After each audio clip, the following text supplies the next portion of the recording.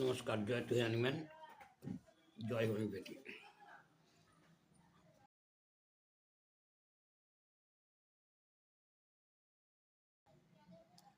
আজ বিশেষ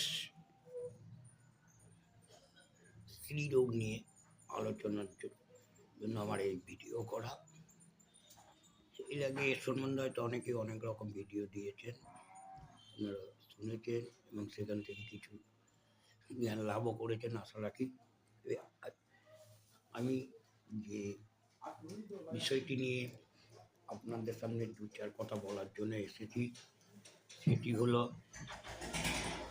polycystic ovarian disease. এটাকে পিসিওএসও বলা যায় বা পিসিওডিও বলা যায়। এটি সর্বপ্রথম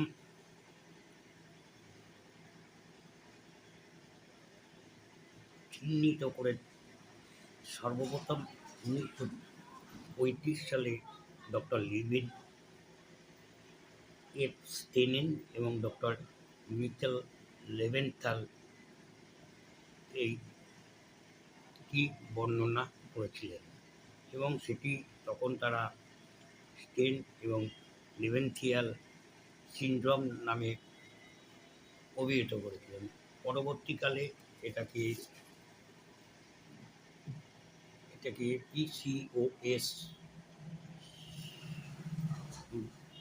বলা হয় এবং যেখানে তারা সিস্টযুক্ত ডিম্বাশয় বা বন্ধ্যাত্বের মধ্যে অর্থাৎ ইনফার্টিলিটির মধ্যে সম্পর্ক তুলে ধরেন। মূল বৈশিষ্ট্য কি? ওভারিতে হচ্ছে সিস্টে ভরা এবং হরমোন জনিত একটি বিশেষ রোগ, যেটি হলো পুরুষদের অ্যান্ড্রোজেন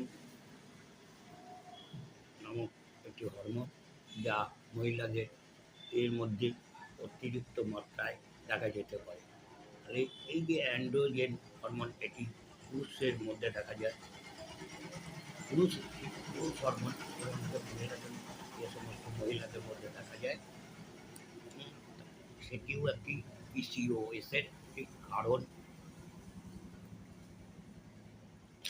এই হরমোনটির যদি অধিক মাত্রায় কোনো মহিলার শরীরে পাওয়া যায়, তাহলে তার ফলে কি হতে পারে?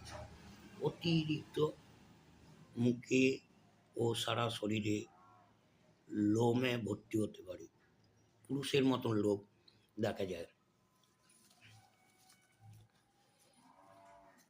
এই যে এবারে মূল বৈশিষ্ট্য কি? ওভারিতে সিস্টে ভরা এবং প্রজনন ডিম্বস্ফোটন এর ফলে দেখা যায় যে ওভুলেশন বা মেনস্ট্রুয়েশন কখনো বন্ধ থাকে, কখনো বা খুবই কম দেখা যায়। এটাকে ইরেগুলার মেনস্ট্রুয়েশন বলা হয়।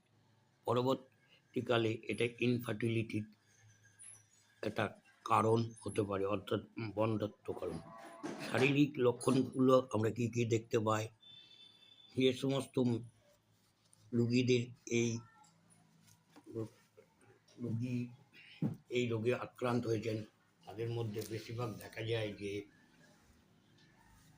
মুখে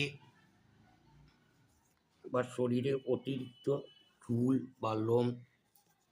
এমন অনেক মহিলা দেখা যায় যে তাদের দাড়ি গোঁফের মতন অনেক লোম সেখানে দেখা যেতে পারে এবং ইনসুলিন রেজিস্ট্যান্স এবং টাইপ 2 ডায়াবেটিসের একটা ঝুঁকি থাকতে পারে।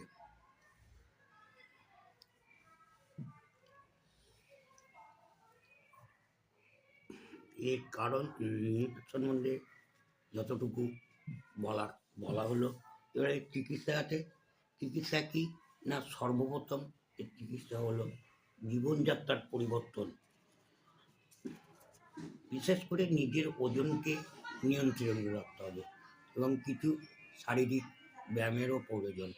তাছাড়া জন্মনিয়ন্ত্রণ পিল ও অ্যান্টি অ্যান্ড্রোজেন ওষুধ খেতে হবে কিছু কিছু ক্ষেত্রে অস্ত্রোপচারও হতে পারে এবং এই রোগটি আমাদের হোমিওপ্যাথিতে খুব সুন্দরভাবে ট্রিটমেন্টের কথা বলা আছে। যে কোনো একজন বিশিষ্ট হোমিওপ্যাথের কাছে গেলে আপনি অবশ্যই এর ভালো চিকিৎসা পাবেন এবং এই রোগ থেকে মুক্ত হতে পারেন। এই রোগের ব্যাপারে আরেকটি কথা বলা দরকার।